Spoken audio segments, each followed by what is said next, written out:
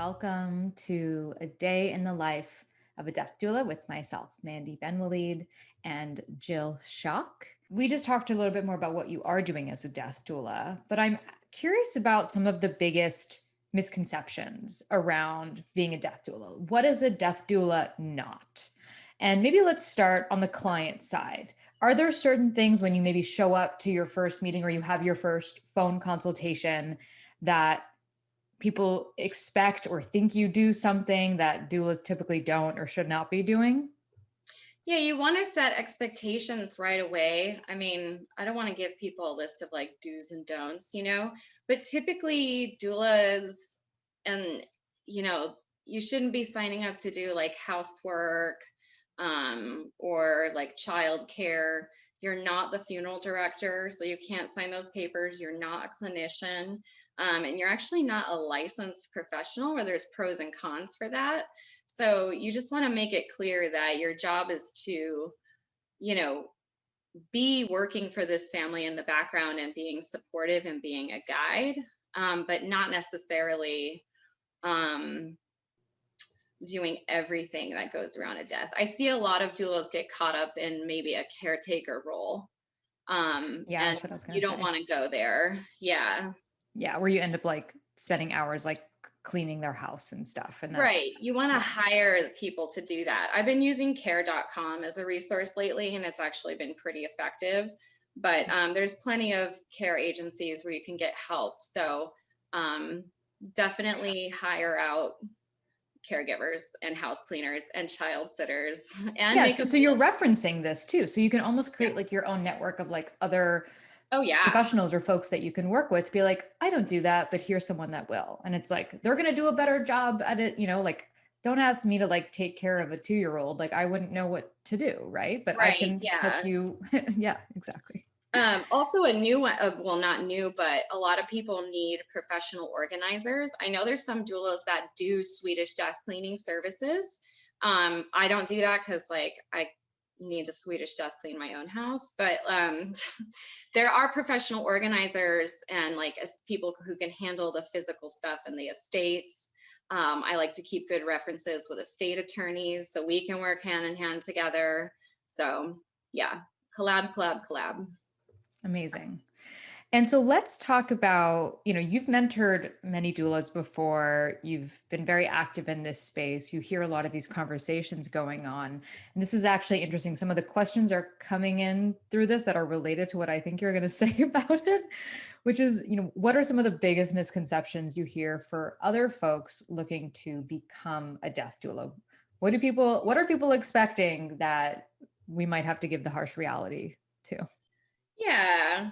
Um, you're not the center of attention, when you're walking in. I think a lot of work that doulas have to do with themselves personally is ego-based work. Why am I really here? Someone needs help. So I'm a modality to help get them what they need for comfort care and stuff like that. So it's not about me. I'm not the center of attention. I'm not coming in there to be like, doula's here, time to zhuzh it all up. That's not going to happen. I try to stay just organized, quiet, invisible, and just do my job without getting too much personally involved. I don't see doulas as like figures of authority. I really see them needing to be eye to eye on the level with the clients and their loved ones. So, not telling people what to do, but more so just giving them all the options and then supporting and advocating for them. A lot of people think that doulas are present at the time of death. Um, Not necessarily true. Also, again, it's not about you. The family might not even want you there. If any of you have experienced personal loss, you know how intimate that circle is around the bed. And typically, I'm not in that circle as a doula, nor do I think I should be. If the family asks and wants me to be there, I will be.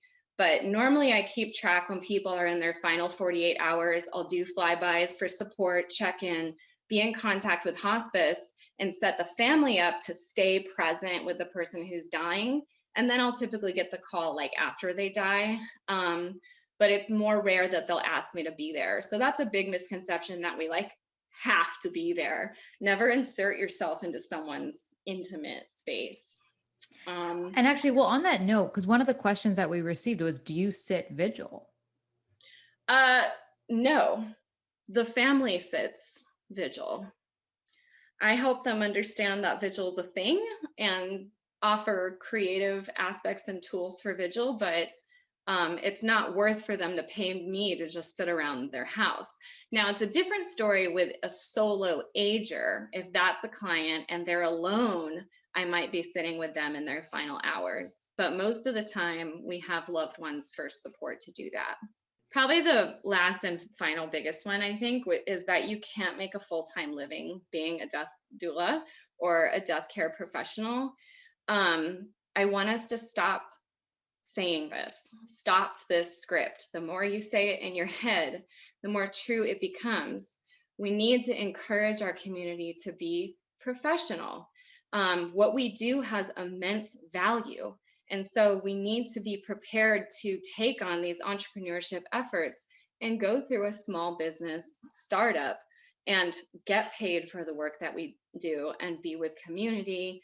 And so this is a real profession. This is not like a hobby. It can be, but you can make a full-time living doing this. It just takes a lot of work on the business end, which is hard for me as well. So, but it can be done, I promise.